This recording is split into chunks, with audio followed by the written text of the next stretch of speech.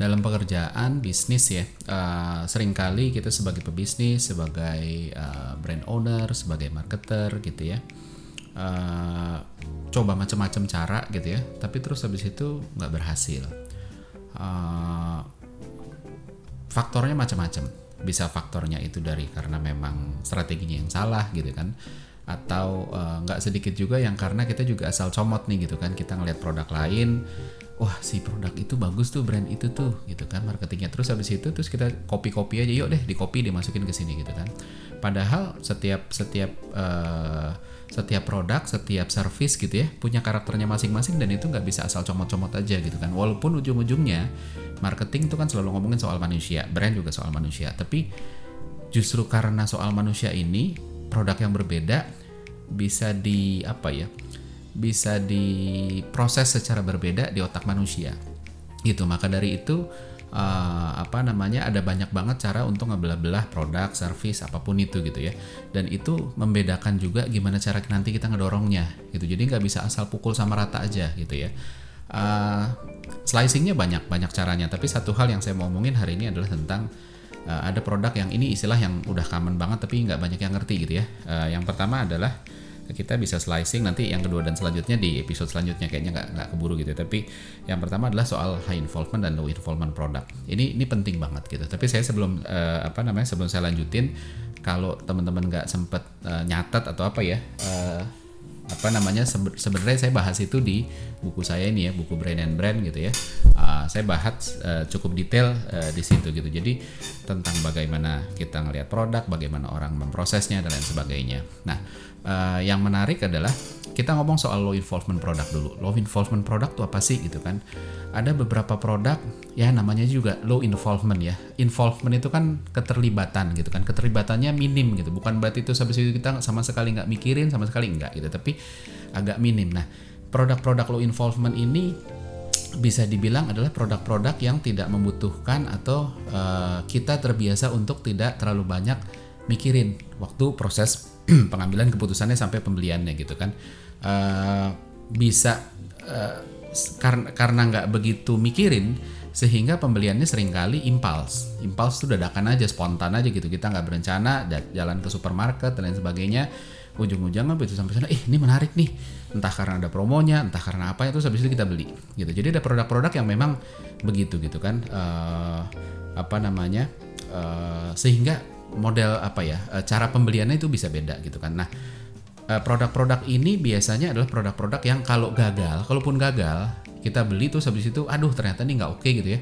Resikonya relatif kecil, kita nggak nyesel-nyesel banget, bisa jadi karena satu harganya murah, bisa jadi kedua karena memang fungsinya gitu ya. Memang fungsinya nggak terlalu pusing-pusing juga lah gitu kan. Jadi ya udahlah, gagal ya kita bisa dengan mudah move on gitu kan. Kita nggak mau mikir, buang waktu lama-lama mikirin nih kenapa begini ya, kenapa gitu, nyesel dan lain sebagainya gitu kan.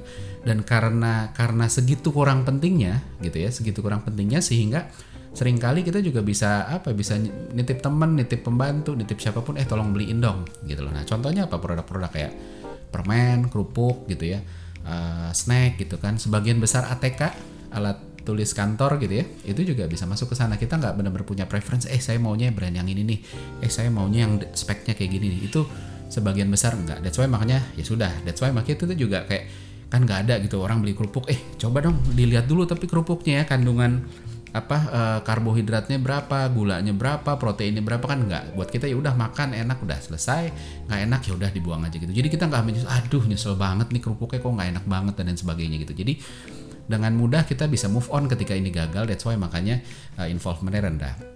Yang kedua adalah high involvement product. High involvement product nih kebalikannya.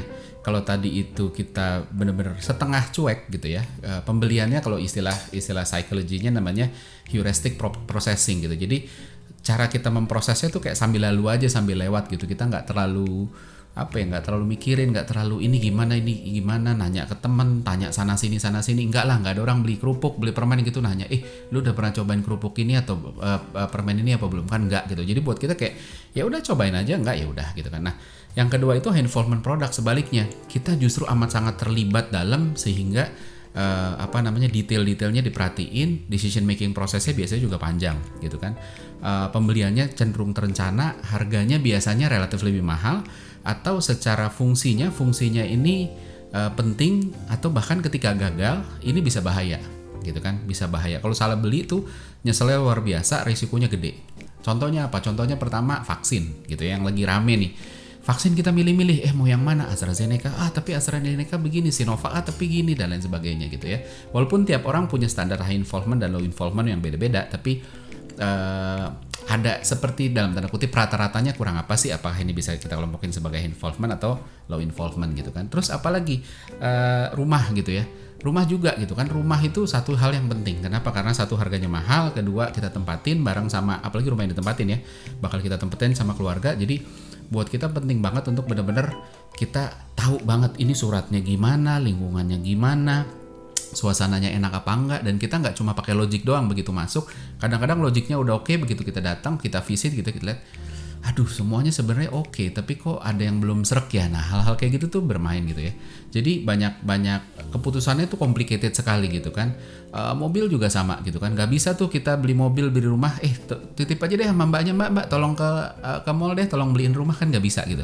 Tapi kalau kerupuk, permen, apapun itu kita bisa gitu ya, yang resikonya nggak terlalu gede. Tapi kategori-kategori ini kita mikir banget gitu untuk nggak deh, laptop, gadget tuh kita nggak semudah itu nitip ya. Satu, harganya mahal, kedua kalau gagal nyesel karena harganya mahal tadi, belum lagi fungsinya juga bisa fatal kalau salah. Makanya vaksin kita pikirin banget gitu ya, obat kita pikirin banget, sehingga orang butuh rasa aman untuk beli gitu ya. Nah, dua jenis produk ini punya karakternya masing-masing, yang pada akhirnya treatment atau approach kita sebagai marketer, sebagai business owner, brand owner itu berbeda gitu kan. Kalau low involvement ini karena dia nggak butuh pertimbangan panjang, jadi mungkin review, demo, testimoni mungkin nggak akan terlalu pengaruh banyak gitu ya. Mungkin cuma berpengaruhnya terhadap, kalau demonya mungkin bukan demo di TV atau demo di YouTube segala macam, tapi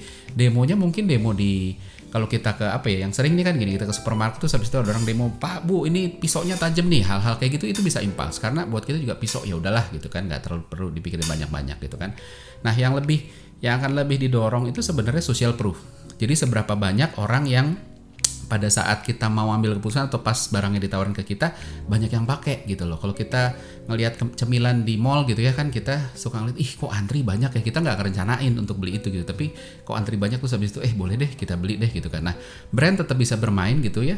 Kenapa? Karena ketika brand bermain di sini ya, kayak saya tadi bilang kan, snack juga termasuk low involvement, tapi ketika ada brand yang sudah dibangun, terus experience yang udah dibangun, low involvement product juga bisa jadi pindah high involvement product. Contohnya apa?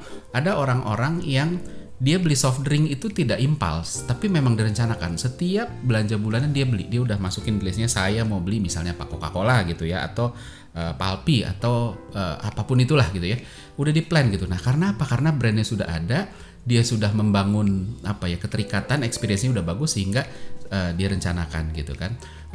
Nah sementara yang high involvement, karena pertimbangannya banyak, kita yang harus dilakuin banyak banget gitu kan. Pertama ngomongin kalau barangnya barang technical spec harus review, demo segala macam, materi-materi di YouTube, di website segala macam harus lengkap gitu loh. Kalau enggak orang agak ragu gitu, waduh ini oke nggak ya, dan lain sebagainya. Terus abis itu berbagai macam evidence yang bisa menunjukkan bahwa ini produk bagus gitu ya, entah itu sertifikat, garansi, sampel kalau perlu supaya orang bisa pegang-pegang gitu. Begitu kita beli handphone kan boleh nggak lihat sampelnya dulu, kita pegang-pegang gitu, syukur-syukur walaupun cuma dummy ya, kita pegang-pegang dan sebagainya. Brand balik lagi tetap dibutuhin gitu, karena ini resikonya gede. Jadi kalau brandnya nggak bisa dipercaya, resikonya gede gitu kan. Jadi apapun yang bikin tenang ini akan amat sangat diperlukan sama high involvement product. Sementara kalau low involvement product itu karena apa ya? Karena nggak mikir-mikir banget, jadi ya udahlah spontan, apa yang secara spontan bisa men-trigger orang untuk udah deh saya ambil ini deh. Nah itu tadi karakter bagaimana nanti kita memarketingkannya, media yang kita ini harus di-adjust ke sana juga. Jadi nggak bisa kita asal copy, brand itu keren tuh, saya suka tuh, nah diambil deh, padahal itu brand high involvement sementara kita brand low involvement, atau sebaliknya, akhirnya nggak bisa jalan gitu. Jadi memang sebagai marketer kita harus ngerti gitu ya,